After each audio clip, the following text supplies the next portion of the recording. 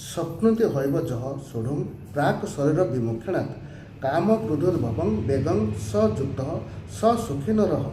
ଯେଉଁ ସାଧକ ଏହି ମନୁଷ୍ୟ ଶରୀରରେ ଶରୀର ନାଶ ହୋଇଯିବା ପୂର୍ବରୁ ହିଁ କାମ କ୍ରୋଧରୁ ଉତ୍ପନ୍ନ ହେଉଥିବା ବେଗ ସହିଯିବାକୁ ସମର୍ଥ ହୋଇଯାଆନ୍ତି, ସେହି ପୁରୁଷ ହିଁ ଯୋଗୀ, ସେ ହିଁ ସୁଖୀ।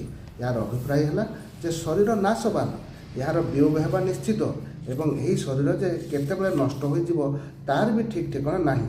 ତେଣୁ ମୃତ୍ୟୁ କାଳ ଉପସ୍ଥିତ ହେବାର ଯଥେଷ୍ଟ ପୂର୍ବରୁ ହିଁ କାମ କ୍ରୋଧ ଉପରେ ବିଜୟ ଲଭିବା ଆବଶ୍ୟକ। ତା ସହିତ ସାଧନା କରି ଏପରି ଶକ୍ତି ପାଇବା ଆବଶ୍ୟକ ଯାହା ରହିଥିଲେ ବାରମ୍ବାର ଘୋର ଆକ୍ରମଣ କରୁଥିବା ଏହି କାମ କ୍ରୋଧ ରୂପୀ ଭୀଷଣ ଶତ୍ରୁମାନେ ନିଜର ବେଗ ଉତ୍ପନ୍ନ କରି ସାଧକକୁ କେବେ ବି ବିଚଳିତ କରିପାରିବେ ନାହିଁ।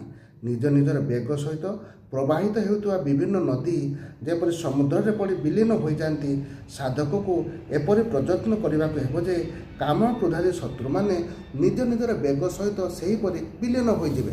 ଏହା ସହିତ ଭଗବାନ ଏକଥା ମଧ୍ୟ କହୁଛନ୍ତି ଯେ ସଂସାରରେ ସମସ୍ତେ ସୁଖ ଚାହାନ୍ତି, କିନ୍ତୁ ପ୍ରକୃତ ସୁଖ କ'ଣ ଓ ତାହା କିପରି ମିଳେ ତାହା ଜାଣିନଥିବାରୁ ସେମାନେ ଭୁଲରେ ଭୋଗରେ ହିଁ ସୁଖ ମିଳେ ବୋଲି ଭାବନ୍ତି ଏବଂ ଭୋଗ କାମନା କରି ଭୋଗ ପ୍ରାପ୍ତି ପାଇଁ ଚେଷ୍ଟା କରନ୍ତି।